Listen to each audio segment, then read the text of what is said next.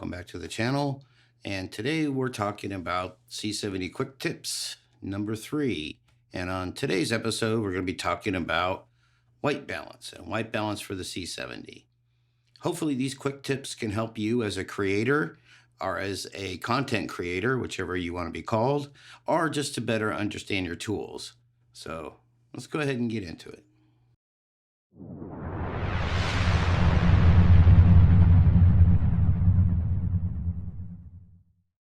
All right, everybody. So for white balance on your C70, we have some built-in tools we're going to be going through, and we're going to be going through some other tools like this flexible card, but we're not going to be using the 18% gray for exposure. We're going to be using the white card, and I'll show you why this makes a difference when we go over this. Or you can use a X-Rite passport video, which has this little box on it for getting color balance or white balance. Or you can use the X-Rite color checker, which on the opposite side has a nice big white target for your color balance or white balance. Or you can get in some ridiculously expensive tools like this iconic C800. And let's just take a reading. I'm on white balance right now. So, okay, I think I had a point in the wrong direction. But let me show you real quick. On my white balance, we're set at a target of 5050 Kelvin with very little color shift. So let me show you this real quick.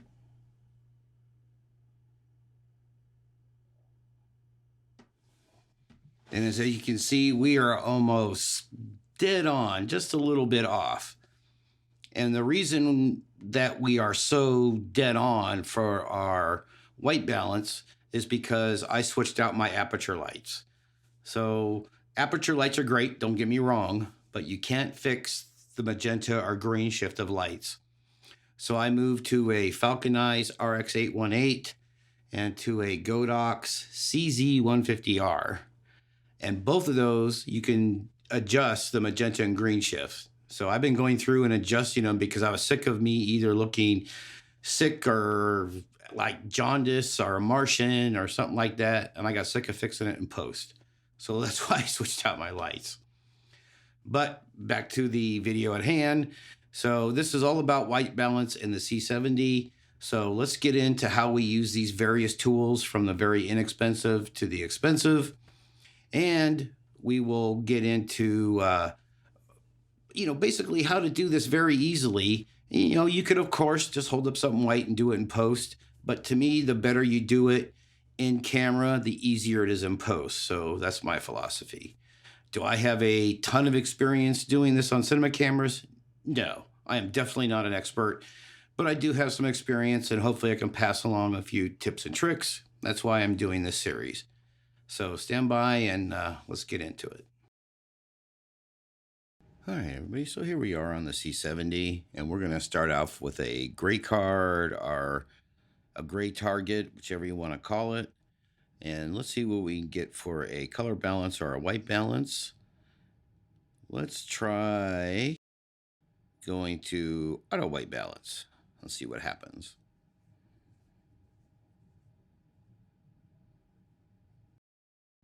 Okay, for auto white balance, we're at about 5000 Kelvin, and we're at -3, which means it's shifting the color away from green into the magenta. So that's auto white balance, something I do not recommend. Okay, so here we are back again. Let's go back in and let's do a custom white balance this time. We're going to hit button 2 on our C70. All right, there we go. We hit button 2. Big difference there, 4400. Let's go back to auto white balance to see if it makes a difference. And it's crawling back up there, so back up to 5K. So you can see it does make a difference between the auto white balance and a custom. So let's go ahead and get out of this. We'll hit the custom one more time just to make sure. Okay, 4300 minus 5 for a color correction. So it could be that we're using a gray card instead of a white card. So let's switch this out and go to something white that is made for color balance or white balance. All right, so as you can see, we switched over to an X-Rite color checker video and we switched it to the backside, which is basically a white color. So let's try the auto white balance and see what we come up with. Okay, 5K with a -3 color correction. So, oh, it's climbing. Wow, big difference, huh?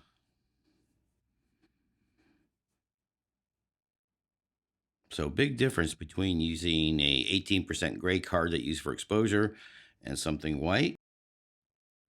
Let's go over here and try a custom white balance to see what happens. That's button number 2 on the C70. And that's like minus 4400 Kelvin, -4 color correction. So you see it does make a big difference between auto white balance and just trying to do a custom white balance. So I would highly recommend you stay away from auto white balance, even in a controlled environment.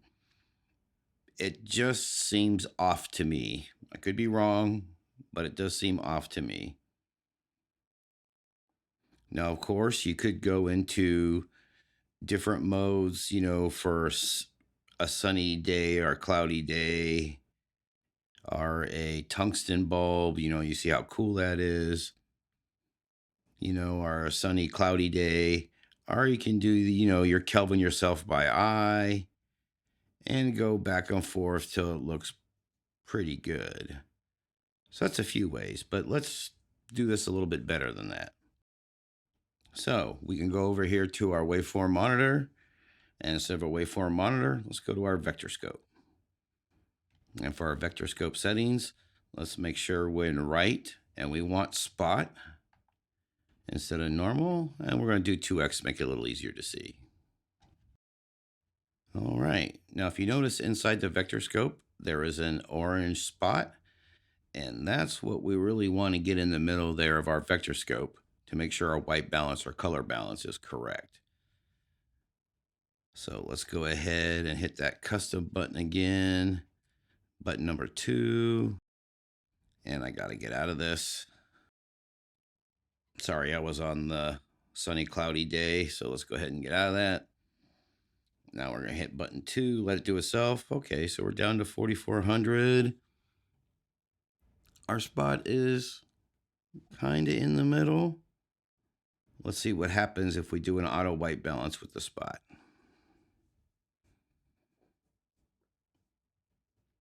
It definitely looks like it's shifted over to the warm.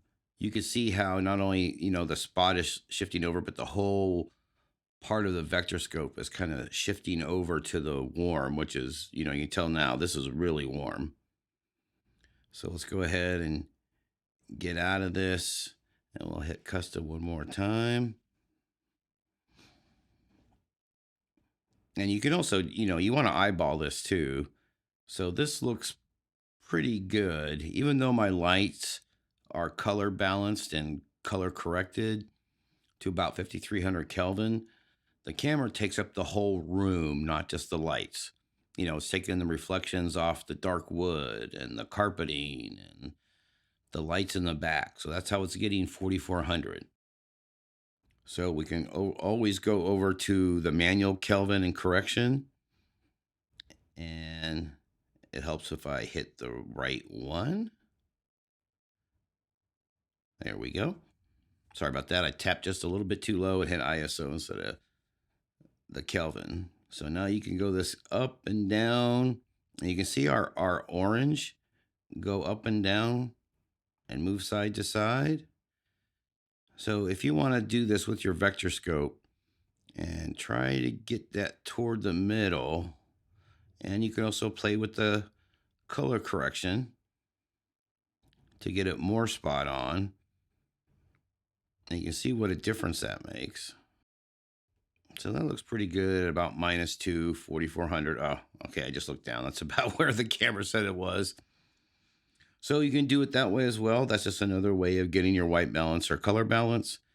So that's just a few different ways of quickly getting white balance or color balance with your C70, either automatically or just let the camera do the scene, or setting it to a tungsten or daylight cloudy mode, or setting the color temperature yourself through the Kelvin scale and doing some color correction based off the Vectorscope. So let's go ahead and get out of this and we'll get back to the normal shot. Thanks. All right, everybody. So hopefully this helped you out, whether it be these cheap little flexible cards for 20 bucks or these outrageously expensive tools. I really didn't go over this too much because this is just ridiculously priced. And I use it because I'm kind of a little retentive when it comes to color balance and, green and magenta shift. So that's why I have it. I'm definitely not a pro. I'm just a little, retentive to make my stuff as perfect as possible. So hopefully this helped you, at least gave you some ideas or some tips on how to better create content or how to better use your tools. Thank you, everybody, for watching and for listening. I greatly appreciate it. Have a great day or night, everybody. Happy shooting. Thank you. Bye.